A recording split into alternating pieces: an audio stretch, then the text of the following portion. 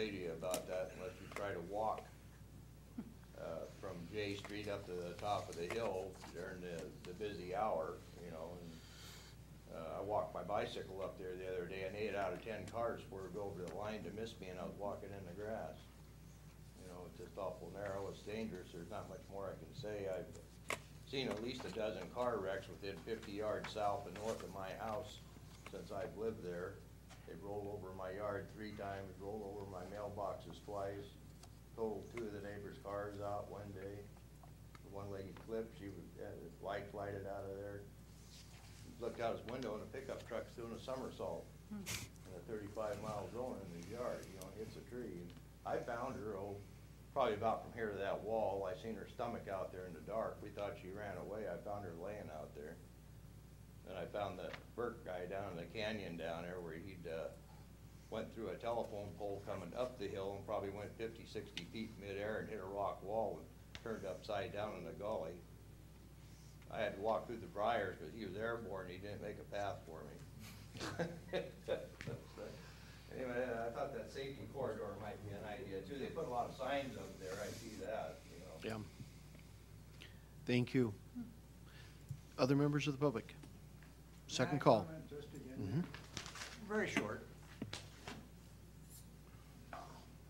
This has to do with a subject that started in 2006 called a roundabout that the city council and the mayor at that time promoted, spent city money to hire an engineer, $47,000 some odd $100. Since then, they have spent an additional approximately $20,000 in cash money, plus 400 or 500 hours of city employee time to promote a roundabout, which, by the way, there is no mention in RCW traffic code of the word roundabout. It isn't there. It's a rotary traffic island intersection. In your packet I gave you, you have a copy of that state law. Also, I always thought that the state highway, their purpose was to get people from point A to point Z without slowing down. And the circle intersection being an intersection, and if you have yield right-of-way signs at every entrance to that intersection, state law states that if you approach the yield right-of-way sign at an intersection, if there is somebody in the intersection, then you have to yield to that vehicle. That in itself, if you pull up, you stop, there's somebody in the intersection, somebody else pulls in, you sit, you wait, and you wait, and you wait. How do you enter when the state law says you have to stop and yield to anybody in that intersection? Now, you can dream all you want to about a roundabout being a safe, sane, sensational way to get people to slow down, visualize Washougal to the left or to the right as they're driving around, but everybody that enters that intersection and goes in a circle is going to cuss you right up till the end of day. It will not improve traffic flow. I rest my case. I'll add more on the second. Thank you, Mr. Olson. Any other members of the public? Richard.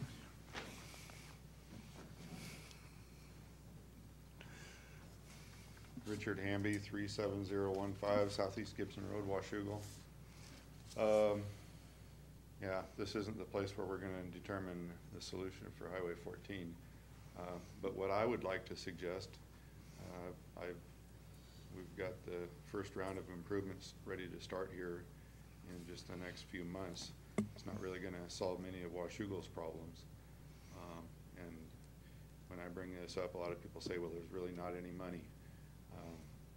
I think that this is an excellent time for the council to get together with the Port of Camas-Washougal, who has some significant interests as to how the access to the industrial area could be improved, and get together with WDOT. all three of those entities could agree on one plan. Wouldn't really take money to do that, and you'd be in line for money when it's available. So that's my comment about that part of it. I've watched, and I really am not up to date with every bit of what your plans are, but what I can tell, it appears that there could be a lot better forward thinking. We've got a lot of land, the top of Mount Norway area, up on the backside of Woodburn Hill, that is the future development area for Washougal. We've got commercial and light industrial plan for the top of those areas, and I don't see even good right-of-ways being identified, let alone being acquired, to give good traffic service to those areas. So maybe I'm missing something, but it seems like you're behind on that. So thank you. Thank you. Thank you, Richard. Any other members of the public? Third and final call. Okay, seeing none, I will close the public hearing. I guess I'll ask a quick question of the council if you want to make comment at this period on the secure TIP, or if you'd like to defer comments to the following council meeting, after which we'll have the second, by which time we'll have had the second public hearing. Molly? Yes, I'm very involved in transportation in general, both for Washougal and for Clark County. So I would say that the TIP, this is a list of projects that we feel are important for Washougal, and they are not the only projects that are important for our metropolitan area. However, because we have to consider Washougal, that's our domain, those are the projects that we've identified. Not all the projects in this TIP will be funded. As a matter of fact, probably few of them will, but they must be identified in the TIP in order to be even considered for any kind of state, federal, other funding other than just 100% taxpayer, Washougal taxpayer dollars. So that's why you see so many projects in this list. There are many things that we would like to be able to do. We hope that some of them we will be fortuitous enough to gain some partnerships with the state and federal government and promoting. So that's all I'd like to say. Thanks. Other council members, Paul? I just wanted to thank Mr. Hamby, and I know the port also. SR 14 is the artery of our economic lifeblood, especially as it reaches into the port, where most of the jobs within Washougal exist. The #1 arterial project or high major project for Washougal at this point is to figure out what to do at SR 14, at Washougal River Road, at 27th, and at 32nd.